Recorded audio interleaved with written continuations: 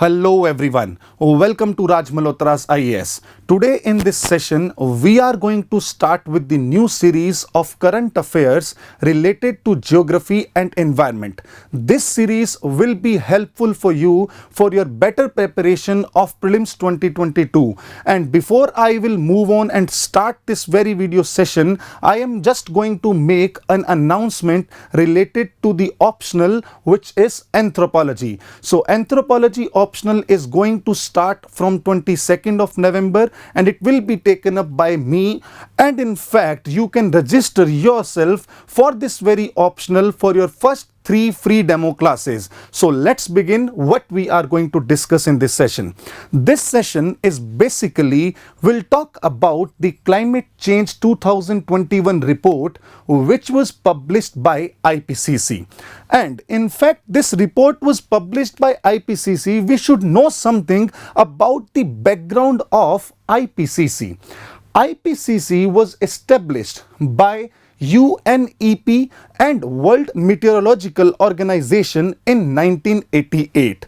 And the background says when the whole world was talking whether the climate change is a myth or a reality, or the climate change is a natural phenomena, or it is somewhere human derived or human induced.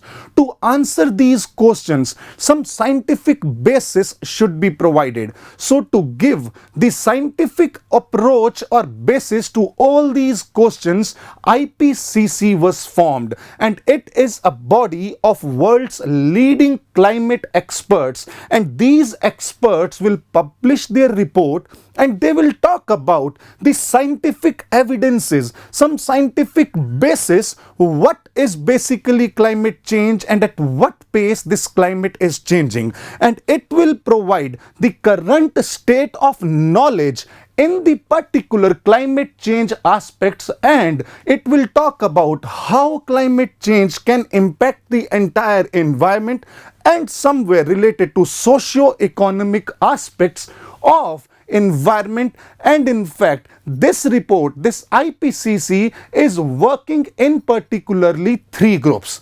This is very important for us to understand what report we are going to discuss today, because if we will closely look the organization of IPCC, there are particularly 3 working groups of IPCC. The very first working group is the working group 1, which talks about the physical science basis of climate change. This is very important for us to understand what this working group 1 will do. Basically, what is the scientific evidence of climate change? What is the scientific basis of climate change? That will be evaluated and substantiated by various experts, and the report will be published by the working group 1. Whether the climate is changing, whether the glaciers are melting, how much the temperature has raised, what is the level of sea, and in fact at what pace this climate is changing, what should be done. That is the aspect of working group 1. Basically they will talk about everything which is related to scientific aspects of climate change. Second working group will talk about the impacts and adaptations of climate change. What is the impact of climate change and how we are going to adapt the climate change, and which sections of the societies are more vulnerable as far as this climate change is concerned. And the third working group will talk about the mitigation aspects of climate change, right? So these are the 3 working groups. They will be publishing their reports, right? And now we are going to discuss about the report which was recently published by the working group 1. That's why the report's name is the Climate Change Report 2021 Physical Science Basis. Basically they will tell us the scientific basis of climate change, right? So this is the background of the IPCC. Now if we talk about what are the key points which have been discussed In this particular report, the very first key point is the IPCC suggests majority of the climate change and the global warming which is occurring these days is due to human activities. And in fact, they have said sun, volcanoes, these all are having very least interferences as far as the global warming and climate change is concerned.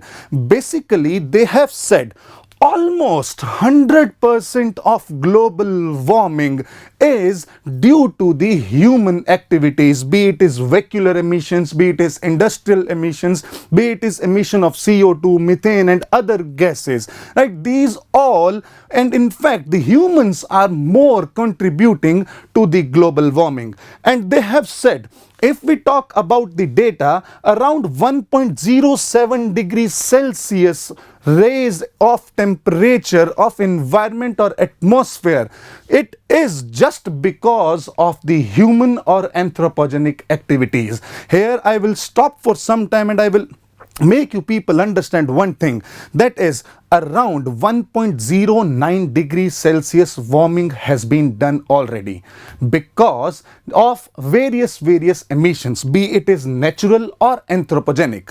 But when they found out the regions behind this appropriate 1.09 degrees Celsius warming, they came to conclusion that 1.07 degrees Celsius is just because of the human activities, just because of the industries we are developing, just because of the vehicular emissions and all other anthropogenic activities.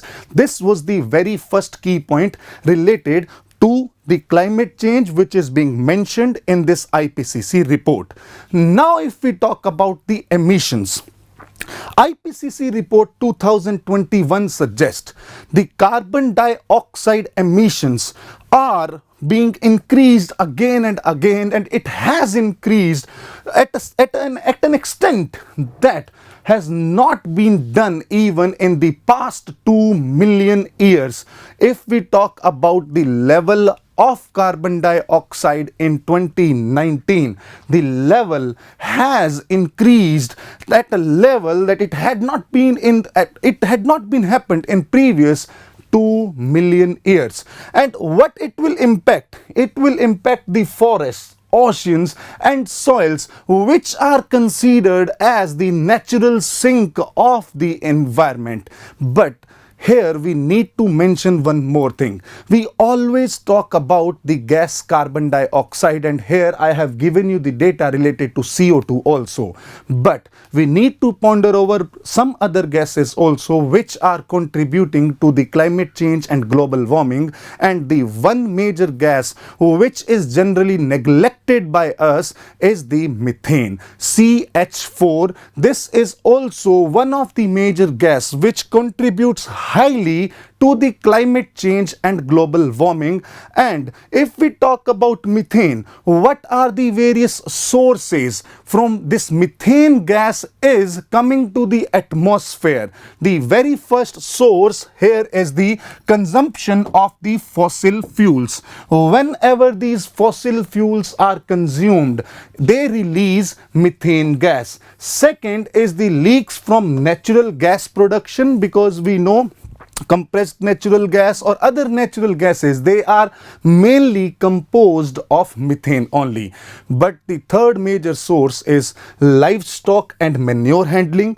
And one more source I can here mention is the paddy fields or wetlands. These wetlands or paddy fields are also the major source of what? The carbon, the CH4 or the methane emission. Right here, if we talk about some other things, that is, if these gases are being released to the atmosphere, what would be their threats? How they are going to impact us? This is the major thing to understand.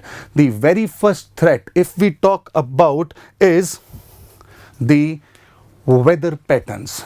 Weather patterns will drastically change. How these weather patterns will change? Because if the temperature will increase, and if we will add just zero point 0.5 degrees Celsius, and the addition of this 0.5 degrees Celsius can increase the extreme conditions of droughts and weather patterns, such as warming of the entire ecosystem or the entire atmosphere. And if the global warming will occur, and if the temperature will increase, it will not just increase the temperature of atmosphere or land, it will also increase the temperature of Indian Ocean or other oceans. And if we talk about the Indian Ocean is warming nowadays very faster. Because of the faster warming up of Indian Ocean, we have seen large number of tropical cyclones which are being nowadays originating either in Bay of Bengal or in Arabian Sea. The third aspect related to weather pattern is, if these ocean temperatures will increase, they will definitely change the pattern of monsoonal rainfall in India, because we know Indian Ocean plays a major role in the Indian monsoon. Next aspect is the tropical cyclones that I have talked about. Is as soon as the temperature will be increasing, if the temperature will increase at rapid pace or rapid rate, the oceans will be warming up. And if the temperature of oceans will be increasing, they will provide the major favorable conditions for the formation of tropical cyclones. Because as far as the ocean sea surface temperature will increase, they will provide the favorable conditions for the development of different tropical cyclones, right? That's what we have observed recently in the form of Taute and Yas. These are just because of the increasing oceanic sea surface temperature. And in fact, the next part, if we talk about the heat conditions, this is very interesting to understand here. If the temperature will increase, there will be continuous heating up of land. And when the land will be heating, if the land will be heating up, what it will change is, it will change the pressure pattern. And when the pressure patterns will be changing, then it will lead to the changing up of atmospheric conditions. How the atmospheric condition will change? Let's say if earlier this is a land part and this is ocean, right? And if we talk about some breeze, some winds which were earlier blowing from this side to this side, just because of a fact that land was more warmer, right? But now, if these continuous heatings will occur and they will change the pattern of these winds, and these winds will definitely change the entire atmospheric phenomenons, and it will lead to the atmospheric disturbances in this very area. And that is why I have written here, it will lead to the unusual conditions that we would be observing very soon as far as the climate is changing. So this is another aspect of climate change. Next, this is very important. This part is very important and interesting to understand how this climate change will impact the temperate region, because generally the tropical nations are considered as the worst victim of climate change. But in temperate regions, there will be certain weather patterns which will be changing up. How? We will understand now. First of all, if we talk about extratropical cyclones or the temperate cyclones are the result of the front formation. Yes, they are the result of front formation, and front is nothing but the sloping boundary between two different air masses. Two different air masses means one air mass is cold and another one is the warm air mass. And when these two air mass will come in contact with each other, they will form a boundary, and that sloping boundary will be known as a front. But With the increase in climate change, with the increase in global warming particularly, what we can generally say here is this warm air mass will be more powerful, and it will try to push this cold air mass and in fact in a very good manner. This warm air mass will try to push the cold air mass. And if this warm air mass is powerful, if it is moving, then we can say the extratropical cyclones, which generally are observed around 50 to 60 degree north-south latitude, now their tendency would be to shifting polewards. How they will shift poleward? Because now the warm air mass will be shifting this cold air mass towards the poles. Why so? Just because of a fact that warm air mass is powerful because of the high heating and because of the increasing temperature. And if the temperature will increase, this air mass will become more powerful, and it will push this cold air mass towards the pole. Next temperate region impact can be seen as the shifting in jet streams, because if the temperature will increase, everything is related to temperature. If temperature will increase, how it will make impact? If temperature will increase, it will change drastically the pressure belts, because the pressure belts are eventually the result of the temperature. And in fact, when these temperatures will be changing, the pressure belts will be changing. Earlier, if we talk about the pressure belt at the equator, that is equatorial low pressure belt, and if we talk about subtropical high pressure belt, these belts will be shifting, and in fact when their positions will shift, along with the shifting of these pressure belts, there will be shifting of one important stream which is flowing in the upper troposphere, that is known as jet stream. So that is how the changing up of pressure belts will lead to the changing position of jet stream. This is the major impact of the climate change and global warming, and we should make note of it. The next aspect here is the global warming. Now if we see, the 2011 to 20 decade was hotter. This was hotter than in any period of time in the past 1.25 lakh years. Yes, this decade was the hotter, and in fact we can say particularly because of the increasing emissions, because of the rising temperature, this can be said very particularly. Why? Because we have seen the earlier data also that the temperature has increased to around 1.09 degrees Celsius. We can clearly say it has increased, or it has been raised to about 1.1 degrees Celsius. And if we talk about the global surface temperature, it was about 1.09 degrees Celsius higher in 2011 to 20, and then between 1850 to 900 levels. This is what I was talking about.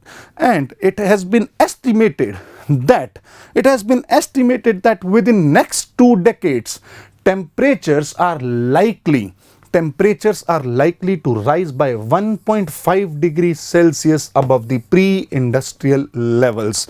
The temperatures will increase by 1.5 degrees Celsius if we will continue with the kind of emissions we are doing these days.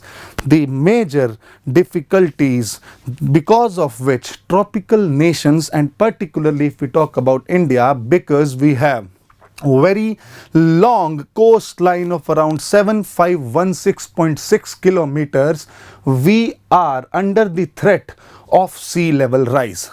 The sea level has already risen up by 20 centimeters, and it has tripled as compared to 1901 to 1971 level, because of which the coastal communities will be under threat, and it will lead to the major problem of adaptation. Why? Because these coastal communities will have to be relocated themselves. Why? Because as far as the sea level will rise, the low-lying areas will be facing problems, and these regions will be definitely under the threat of sea level rise. This is happened. Why?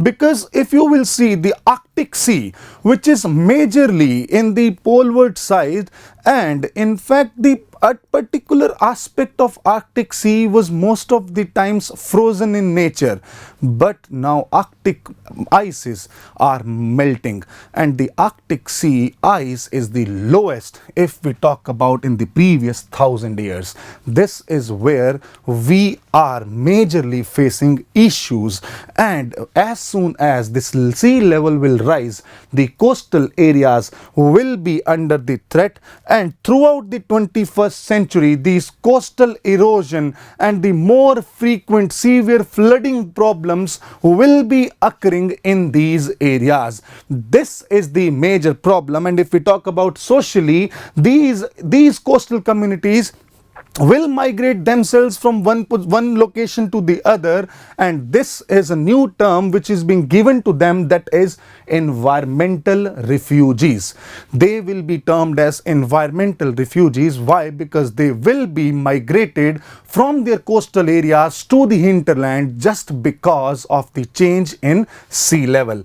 Next, if we talk about the Indian subcontinent specific thing, across 6 Indian port cities, Chennai, Kolkata, Mumbai, Visakhapatnam and Surat, 29 million people will be exposed to coastal flooding, which we have seen in the earlier part also. Why? Because of the rising up of sea level, and the snow line are retreating, which means the glaciers will start melting very fast.